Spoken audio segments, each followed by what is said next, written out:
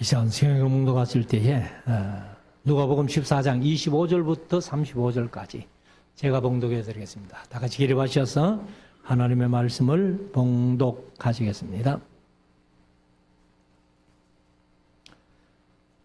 다한 무리가 함께 갈새 예수께서 돌이키시다 이르시되 무릇 내게 오는 자가 자기 부모와 처자와 형제와 자매와 및 자기 목숨까지 미워하지 아니하면 능히 나의 제자가 되지 못하고 누구든지 자기 십자가를 지고 나를 좇지 않은 자도 능히 나의 제자가 되지 못하리라. 너희 중에 누가 망대를 세우고자 할진대 자기의 가진 것이 준공하기까지에 족할는지 먼저 앉아 그 비용을 예산하지 아니하겠느냐. 그렇게 아니하여 그 기초만 쌓고 능히 이루지 못하면 보는 자가 다 비웃어 가로되 이 사람이 역사를 시작하고 능히 이루지 못하였다 하리라.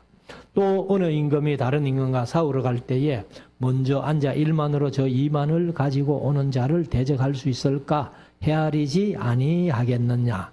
만일 못할 터이면 저가 아직 멀리 있을 동안에 사신을 보내어 화친을 청할지니라. 이와 같이 너희 중에 누구든지 자기의 모든 소유를 버리지 아니하면 능히 내 제자가 되지 못하리라. 소금이 좋은 것이나 소금도 만일 그 맛을 잃었으면 무엇으로 짜게 하리요. 땅에도 거름에도 쓸데없어 되어버리느니라. 들을 귀가 있는 자는 들을지어다 하시니라. 아멘. 작성하시고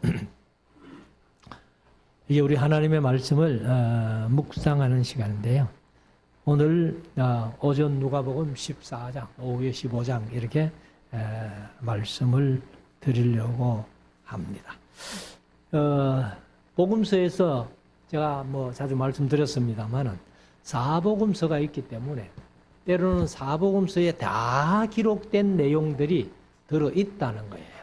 그러면 이제 대화설교를 우리가 쭉 복음서를 묵상해 가면은 최소한도 어떤 내용들은 4번씩 듣는 그런 내용들도 있습니다.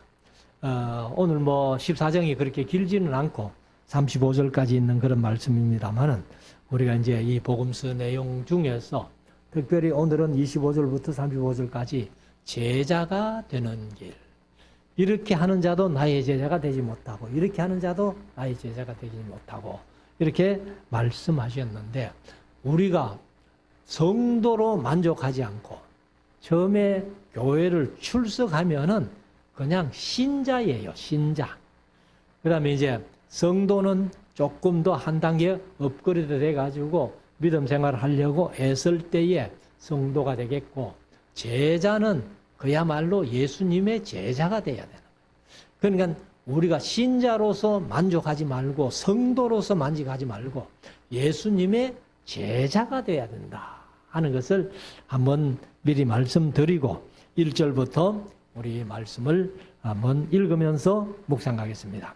안식일에 항상 문제죠. 예수님께서 안식일에 율법사들이나 바리새인들이나 이 사두개인들도 물론 말할 것도 없고 특별히 서기관들 이런 사람들이 안식일을 자기 나름대로 규례를 만들어 가지고 그것을 범하면은 항상 예수님을 시비 걸고 넘어지는 그러한 이제 상황인데 여기도 한 사건이 있는데 안식일에 일어나는 사건이에요.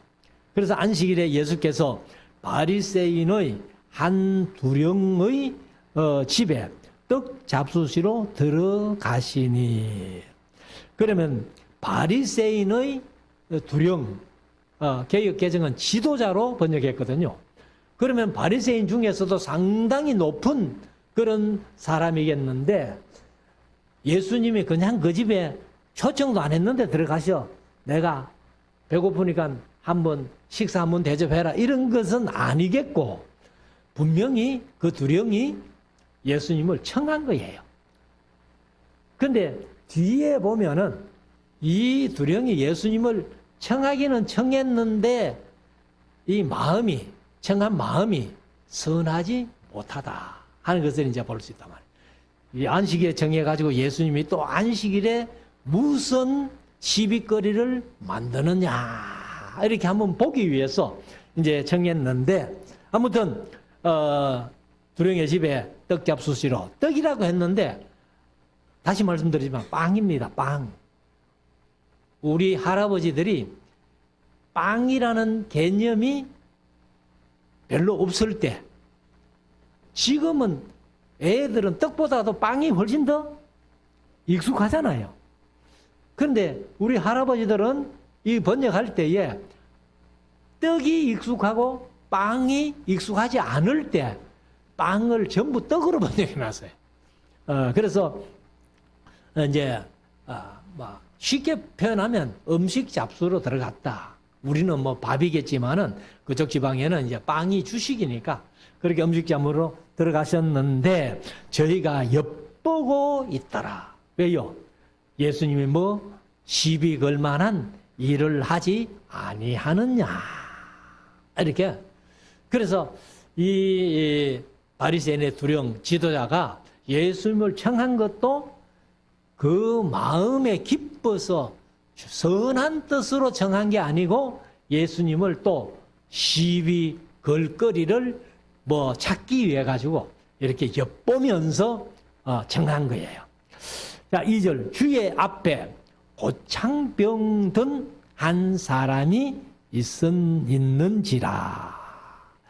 이제 고창병이라고 했는데, 우리가 흔히 잘 쓰지 않는 말이죠. 그런데 제가 이 고창병을 이제 쭉 한번 찾아보니까, 헛배가 부르다는 거예요. 헛배가. 그래서 헛배가 부른 것을 그렇게 얘기를 하는데, 아무튼 이 바리새인의 지도자의 집에 들어갔는데 하필이면은 거기에 또 고창병 든 자가 있는 거예요.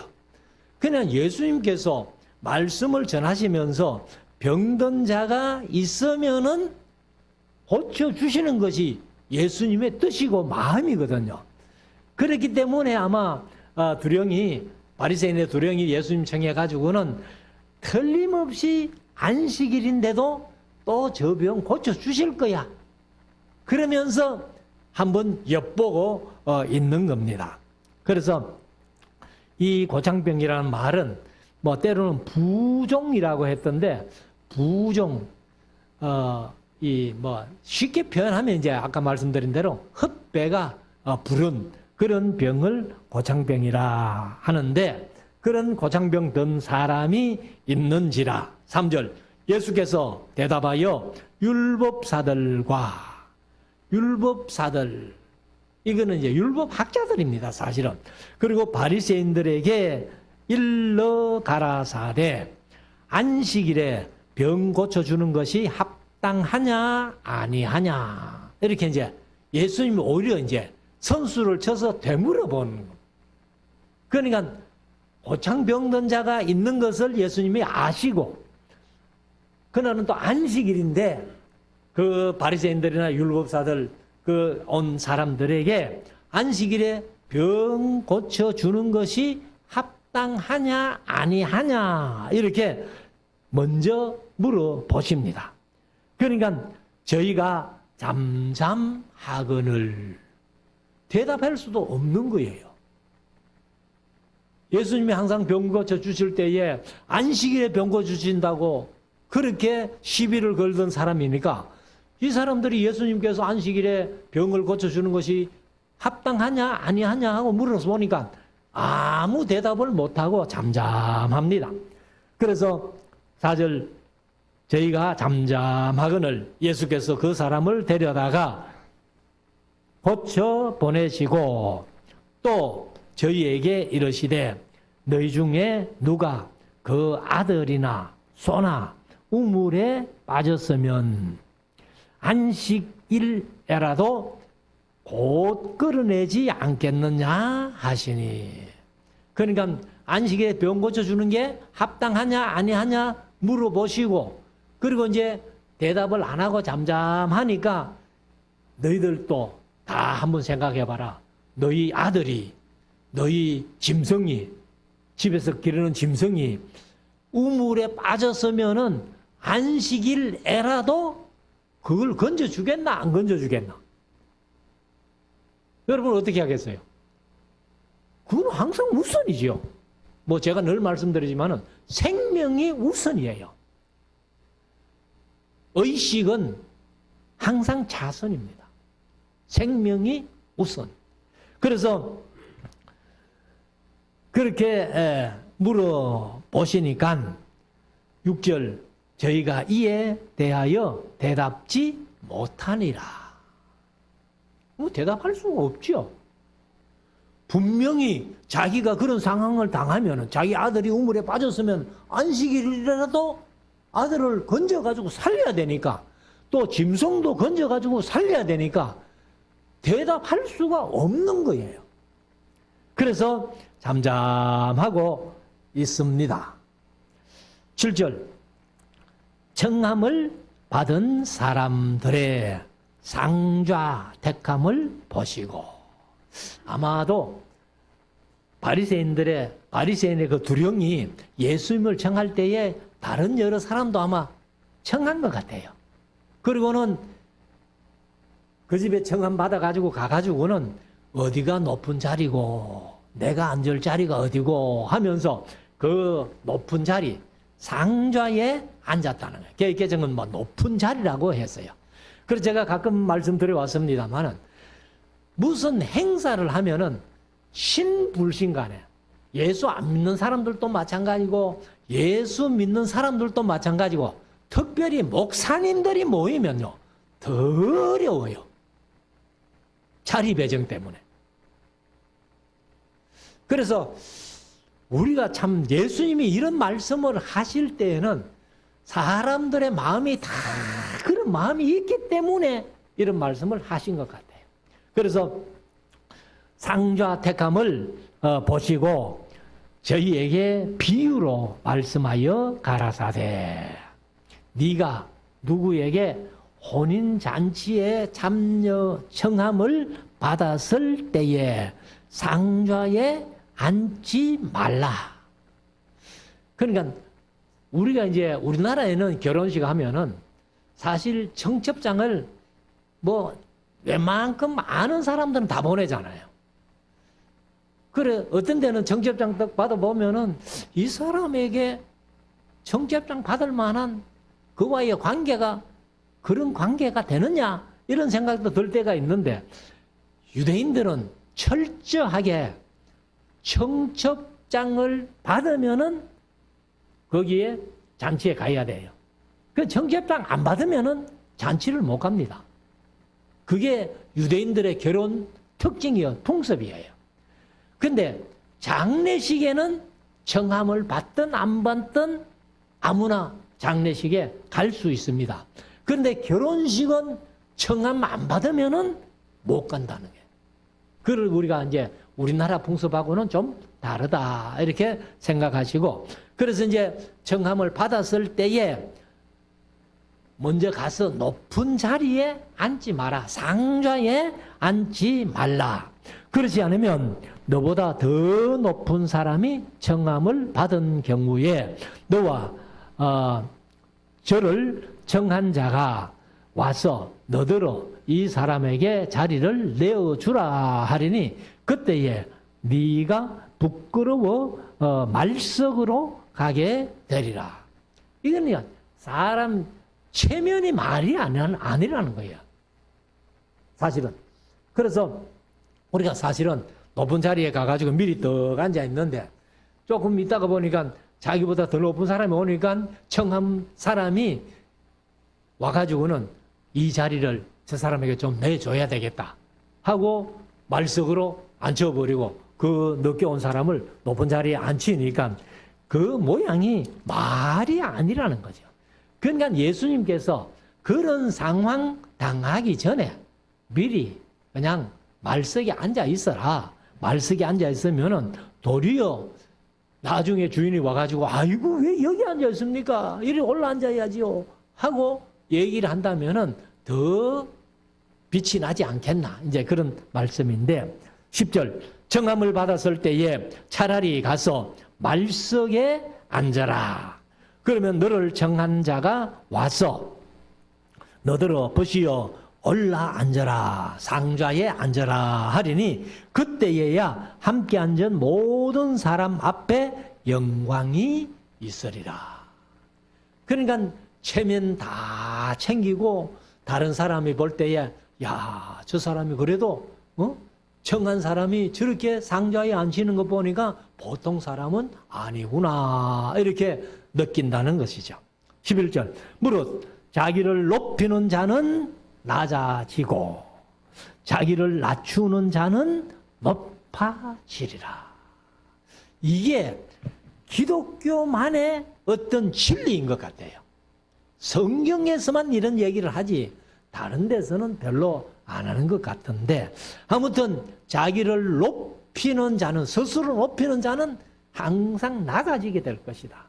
그러나 자기를 스스로 겸손하게 낮추는 자는 하나님께서 높여주신다는 사실을 여기에서 예수님이 분명히 말씀을 하십니다. 그래서 우리가 항상 어디 가든지 자기의 분수를 잘 알아서 처신하는 것이 세상 사는 삶 속에서도 좋고 유익하다 하는 것을 말씀을 드립니다. 12절 또 자기를 정한 자에게 이르시되 네가 점심이나 저녁이나 베풀거든 벗이나 형제나 친척이나 부한 이웃을 정하지 말라. 그러면 이제 우리가 밥 식사 자리에 초대할 때는 자기보다 잘 살고 돈 많고 이런 사람들을 될 수 있으면 정하지 마라 그런다. 왜 그런가 하면은 두렵건대 그 사람들이 너를 도로 청하여 네게 갚음이 될까 하라. 그러니까 예수님의 마음은 내가 한 끼 대접 받았으니까 저 사람에게 내가 꼭 대접해야지, 그렇게 할 수 있는 사람은 하지 말라는 거죠. 그러면 내가 대접을 했는데 그 사람이 나를 또 대접해가지고 갚음이 돼버린다면은 하늘에 상급이 없다는 겁니다. 그래서 바리새인 두령이 예수님을 정해가지고 그 식사 자리에 갔는데 그 자리에서 이 말씀을 하시는 거예요. 그래서 13절 잔치를 배설하거든 차라리 가난한 자들과 병신들과, 이건 좀 너무 번역을 그렇게 해놨죠. 병신들과 이러는. 그래서 개역 개정은 몸 불편한 자들과 이렇게 좀 아주 스무스하게 이렇게 번역을 했는데, 뭐 옛날 어른들이 번역을 하다 보니까 아마 이렇게 번역한 것 같아요. 그래서 몸 불편한 자들과 저는 자들과 소경들을, 소경은 이제 개역 개정은 맹인이라고. 근데 뭐 시각 장애인이 훨씬 더 부드러운 말이죠. 그래서 맹인들을 청하라. 그러니까 이런 사람들은 대갚을 수 없는 그런 사람들을 청하라. 이렇게 예수님이 말씀하십니다. 그리하면 저희가 갚을 것이 없는 고로 네게 복이 되리니. 그러니까 내가 대갚음을 받아버리면은 내게 복이 안 된다는 거예요.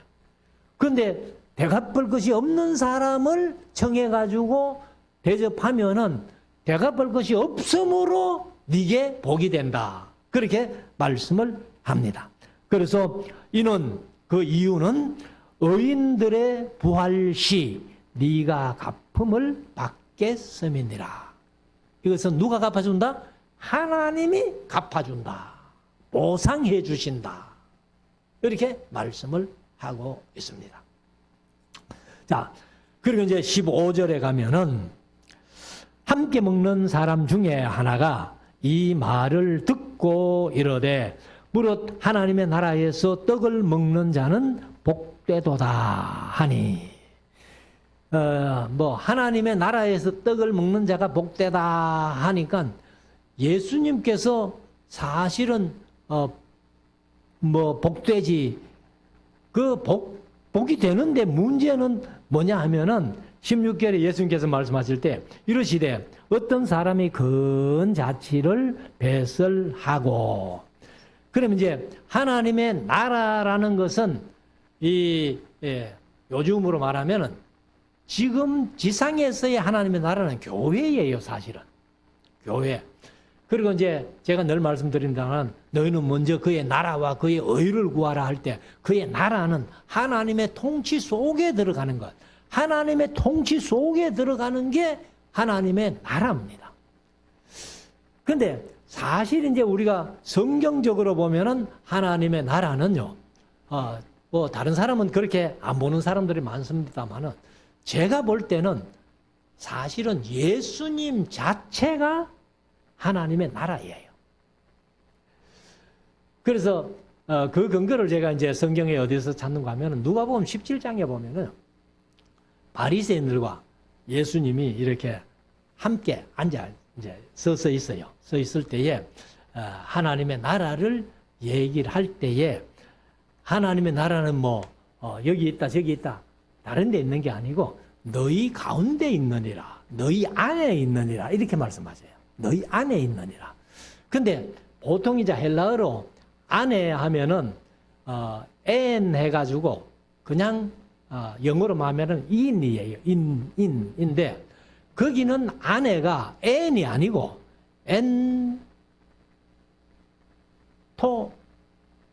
엔토인가 여하튼 너희 가운데 있다 이런 뜻이에요. 영어로 어몽이라고 하죠. 너희 가운데 있는. 그러면 자, 바리새인들이 예수님과 함께 있을 때에 예수님이 너희 가운데, 너희 안에 있다 하는데 바리새인들 속에 하나님의 나라가 있으면 돼요, 안 돼요? 지금 예수님이 바리새인들이 형식과 외식에 치우쳤기 때문에 화 있을 진저 바리새인들이 하고 서기관들이 하고 막 그렇게 말씀하셨는데 그 바리새인들 마음속에 하나님의 나라가 있으면 안 되잖아요. 그러면 너희 가운데 있느니라, 너희 안에 있느니라 그 말이 뭐냐 하면은 엔토스인데 너희 가운데, 너희 가운데. 그러면 바리새인들은 하나님의 나라가 아니고 누가? 예수님이 함께 계시니까 예수님이 하나님의 나라라는 거예요. 그래서 우리가 예수님을 믿어 예수님의 제자가 될 때에 마음에 하나님의 나라가 임하는 것을 여기에서 말씀을 하고 있습니다. 그래서 이제 이 하나님의 나라를 얘기를 하면서 16절에 이러시되 어떤 사람이 큰 자취를 배설하고 많은 사람을 청하였더니 잔치할 시간에 많은 사람 청하였던 자들에게 청하였던 자들에게 종을 보내어 오소서 종을 보내어 가로되 오소서 모든 것이 준비되었나이다. 아까 말씀드린 대로 잔치를 배설하면은 반드시 청한 사람만 와야 되는 거예요. 그러니까 이제 청첩장을 다 보내놨는데 주인이 큰 잔치를 벌여놓고 얼마나 오려나 하고 이제 있으면서 종들에게 자 오늘 잔칫날인데 가가지고 청첩장 돌린 사람들을 다 잔치에 오라 해라 하고 이제 종들을 보낸 겁니다. 자 17절 다 일치하게 사양하여 청첩장을 받아놓고 잔치 안 간다는 거예요. 사양한다는 거예요. 왜? 하나는 가로되 나는 밭을 샀음에 불과 불 나가 보아야 하겠으니 정건대 나를 용서하도록 하라. 내가 밭을 샀는데 당신 정하는 잔치에 못 간다 이 말이에요. 핑계를 대는 거죠. 그 다음에 두 번째 19절 또 하나는 가로되 나는 소 5 겨리를 샀음에 겨리가 2마리가 한 겨리예요. 그러면 소를 10마리를 샀다는 거예요. 뭐 돈이 꽤나 많은 사람이죠. 그러니까 뭐 한꺼번에 10마리를 샀으니까. 그래서 그 시험하러, 이 소가 말을 잘 듣나 안 듣나 시험하러 가니 정건된 나를 용서하도록 하라 하고, 또 20절에 세 번째 또 하나는 가로되 나는 장가 들었으니 그러므로 가지 못하겠노라 하는지라. 몰라요. 뭐 어제 장가 가고 오늘 신혼여행 안 가고 뭐 그런 핑계를 대는지는 모르겠지만은 그렇지는 아니라고 봅니다. 그러니까 이거는 다 핑계예요, 핑계. 그래서 21절 종이 돌아와 주인에게 그대로 고하니 바사 닦고 못 온대요. 그리고 뭐 장가 들었으니까 못 온대요. 뭐 소사사 닦고 못 온대요 하면서 주인에게 얘기를 하니까 이에 집 주인이 노하여 그 종에게 이르되 빨리 시내의 거리와 골목으로 나가서 가난한 자들과 병신들, 여기도 병신들이라고 또 번역해놨어요. 그래, 몸이 불편한 자들과 소경들과 저는 자들을 데려오라 하니라. 22절 종이 가로되 주인이여 명하신 대로 하였으되. 그러니까 이제 이 종이 나가가지고는 이제 청첩장 준 사람들은 안 오니까, 핑계대고 안 오니까 주인이 어려운 사람들, 그런 사람들 다 이 잔치에 오게 해라 해서 종이 나가가지고 막 열심히 불러 모았는데, 그렇게 이제 다 불러 모았는데도 잔치 자리가 빈 거예요. 그래가지고 오히려 자리가 있나이다.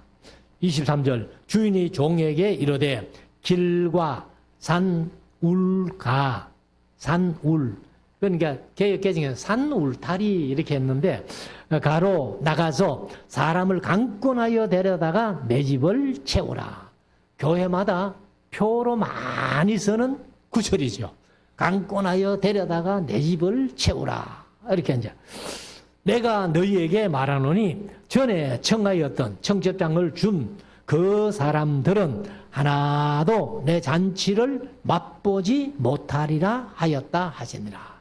그러면 이것이 이제 이 청첩장을 미리 줬던 사람들은 누구냐 하면은 아마 이스라엘 백성들로 볼 수 있어요.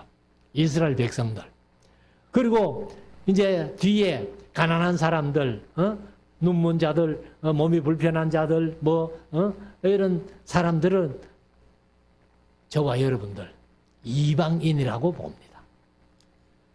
그래서 이 하나님이 미리 정했던 이스라엘은 잔치에 하나도 참여 못하고 이제 저와 여러분들이 이방인으로서 부름받아 가지고 이제 하나님의 잔치에 들어와서 지금 이 자리에 있는 거 아니에요.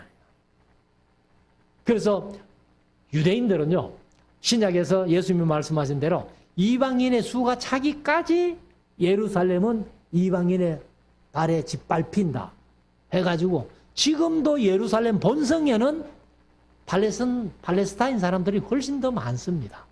유대인들보다도. 아무튼 우리가 이제 그렇게 볼 수 있는데, 아무튼 우리가 참 정식으로 청첩장은 못 받았지만은 우리가 늦게라도 잔치에 참여했다는 이것이 복이라는 사실을 우리가 늘 하나님 앞에 감사하며 살아가야 할 것입니다. 자, 25절. 허다한 무리가 함께 갈새. 이건 이제 많은 무리입니다. 많은 무리. 그래서 예수께서 돌이키사 이르시되 무릇 내게 오는 자가 자기 부모와 처자와 형제와 자매와, 그러면 모든 식구들 다지요.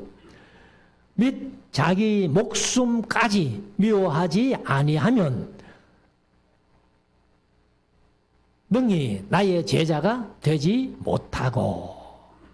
그러면 우리가 예수님의 참된 제자가 되려면은 항상 우리 가족들보다 또 자기 목숨보다도 예수님을 더 사랑하는 자라야 예수님의 제자가 될 수 있다. 이런 말씀입니다. 그리고 27절 누구든지 자기 십자가를 지고 나를 좇지 않는 자도 능히 나의 제자가 되지 못하리라.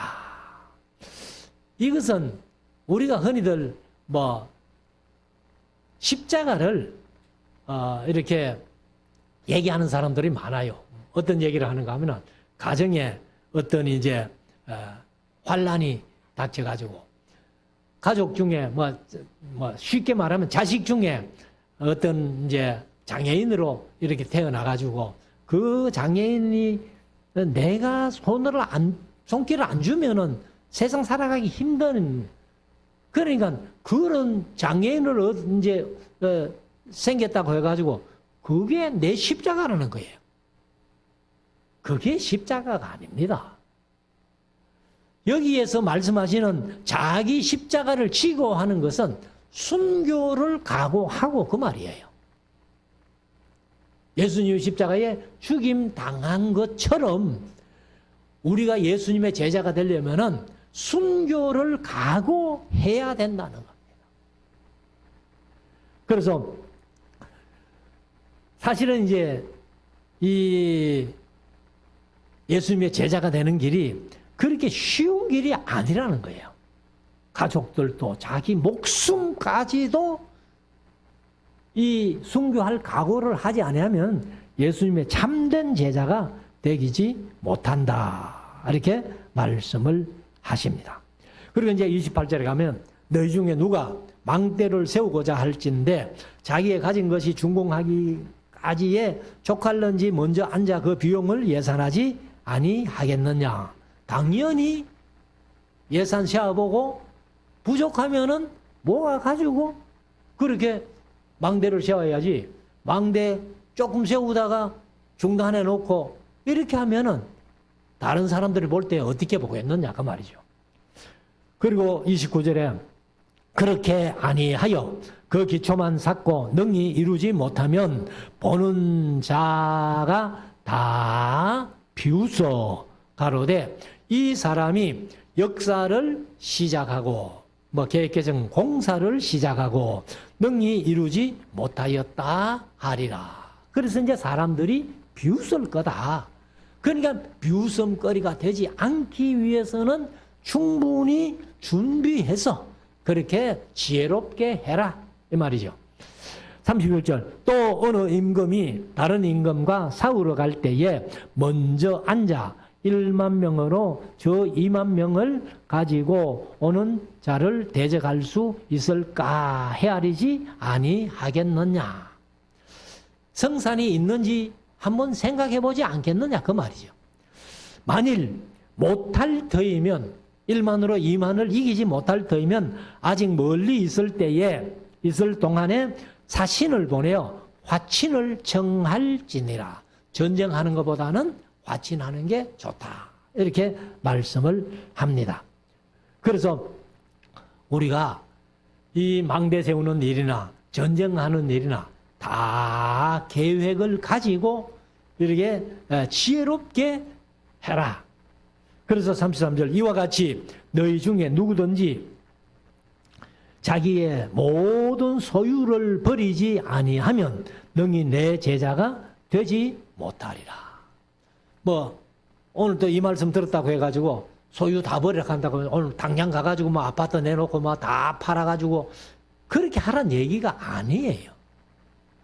그래서 이 소유라는 것은 담심입니다. 담심. 그래서 우리가 이제 누가복음에도 이제 그런 말씀을 전했습니다만은 부자 청년이 왔잖아요. 내가 어떻게 하여야 영생을 얻으리까? 네가 계명을 안 하니 계명을 지켜라. 어떤 계명인데요? 그러니까 5계명부터 9계명까지 다 얘기를 했잖아요. 그러니까 그거는 내가 어려서부터 다 지켰습니다. 그러니까 예수님께서 네 가진 소유를 다 팔아 가난한 자들에게 나누어 주고 나를 따르라. 그게 뭐냐 하면은 10번째 계명. 오늘도 우리가 10계명을 교독했습니다만 10번째 계명. 모든 탐심을 물리치라는 거예요. 그래서 우리가 이제 이런 뭐 지금 소유 다 팔아가지고 가는 사람들 안아주고 예수님 믿겠다. 그러면 아마 예수 안 믿을 사람들이 많을 거예요. 근데 지금 그런 말씀이 아니고 탐심을 물리치라는 거예요. 탐심. 그건 내가 좀 더 벌어야지, 남보다 좀 더 잘 살아야지, 그런 생각하지 마라. 그런 생각 가지고는 예수님의 제자가 되지 못한다. 그래서 우리가 사실은 이 예수님을 믿고 예수님의 제자가 된다는 것은 그리 쉬운 일이 아니라는 겁니다. 앞에서 말씀드린 대로 가족들도 미워하고 자기 목숨까지도 미워하지 아니하면 내 제자가 되지 못한다. 그리고 네 모든 소유를 다 포기하지 아니하면 예수님의 참된 제자가 되지 못한다. 이렇게 말씀합니다. 그래서 이제 34절에 소금 얘기를 하죠. 소금이 좋은 것이나. 사실은요, 음식 맛을 내는 중에 최고가 뭐예요? 소금이에요. 제가 그 어떤 얘기를 이제 들었는데, 전에도 한번 설교 시간에 한번 얘기를 했던 것 같은데, 어떤 임금이 백성들에게 제일 맛있는 음식을 해오라고 그렇게 했다는 거예요.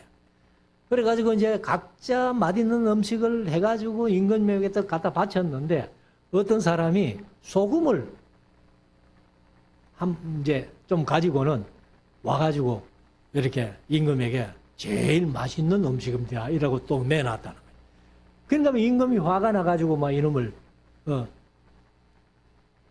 하고 벌을 내리라, 죽여라 이제 이래 된 거예요. 그러니까 죽기 전에 임금에게 이제 내가 한마디 할 말이 있다는 거예요. 그 뭐냐 하니까, 임금님, 저기 진수성찬 그렇게 맛있게 만들어 놓은 음식들 이 소금을 빼버려 보십시오. 맛이 있겠어요, 없겠어요? 그러니까 이 소금이 세상에서 제일 맛있는 겁니다. 그렇게 하지. 그러니까 임금이 깨닫고는 그 사람에게 오히려 상을 줬다, 뭐 그런 얘기도 뭐 들은 얘기입니다만은, 그 얘기지만은 소금이 그렇게 음식 만드는 데는 중요하다는 거예요. 그래서 소금이 좋은 것이나 소금이 만일 그 맛을 잃으면 무엇으로 짜게 하리요? 짜게 할 방법이 없잖아요. 그래서 35절 마지막 절, 땅에도 걸음에도 쓸데없어 내어 버리느니라.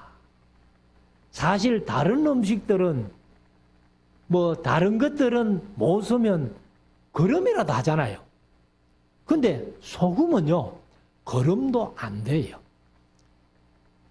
사실 이제 농촌에서 농사를 지으면서 이 음식물 그 쓰레기입니까? 그것도 음식물 쓰레기가 문제가 되잖아요, 지금도. 그래서 어떻게든지 이 음식물 쓰레기를 이렇게 퇴비로 만들려고 그렇게 하는데 그게 불가능한 거예요. 저희 삼촌이 자연농업하면서 음식물 찌꺼기 갖다가 퇴비를 만들어 보니까 소금기를 빼는 게 안 된다는 겁니다.